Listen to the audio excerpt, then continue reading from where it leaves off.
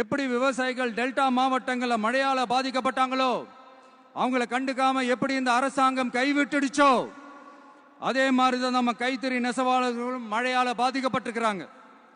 அடுத்து இந்த காஞ்சிபுரம் மாவட்டத்தோட பஸ் ஸ்டாண்டு 60 வருஷத்துக்கு முன்னாடி கட்டினதா. அண்ணா அவர்கள் ஆட்சிக்கு வந்தப்போ கட்டியிருப்பாங்க போல. அது இன்னும் புதுப்பிக்க கூட முடியாம கேட்டா என்ன சொல்லுவாங்க, அந்த லேண்ட் வந்து கேஸ்ல இருக்குது. இல்ல நான் கேட்கிறேன், ஒரு கவர்மெண்ட்னால வேற ஒரு நல்ல இடத்தை தேர்வு செஞ்சு ஒரு பஸ் ஸ்டாண்ட் கட்டி தர முடியாதா?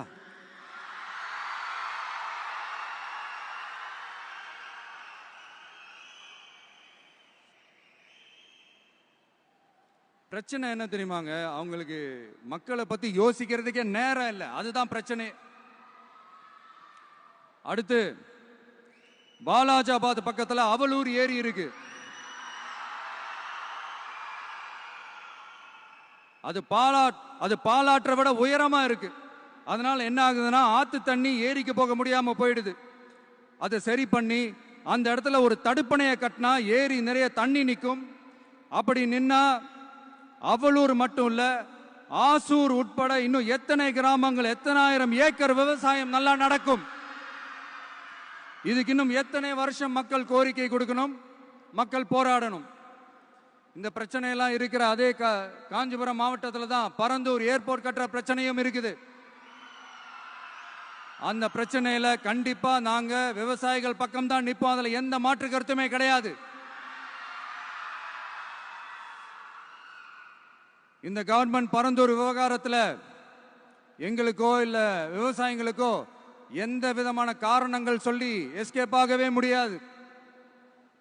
இப்படி மக்களுக்காக மக்களோட பிரச்சனைகளை எடுத்து பேசுறதுனால இப்ப ஆட்சியில் இருக்கிறவங்களுக்கு நம்ம மேல ஒரு ஆத்திரம் வரத்தானே செய்யும். அதனாலதான் நீங்க பாத்தீங்கன்னா சட்டசபையில் ஆரம்பிச்சு ஒரு சாதாரண நிகழ்ச்சி வரைக்கும் எல்லா மேடையிலையும் மேடைக்கு மேடை டிவிக்கே தான். டிவிக்கே அவதூறு, அவதூறு டிவிக்கே, டிவிக்கே அவதூறு, அவதூறு டிவிக்கே.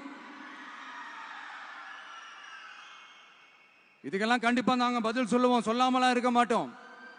இப்ப கூட கரூரை பத்தி பேசுவேன்னு எதிர்பார்த்திருப்பாங்க. அதை நான் கொஞ்சம் அப்புறம்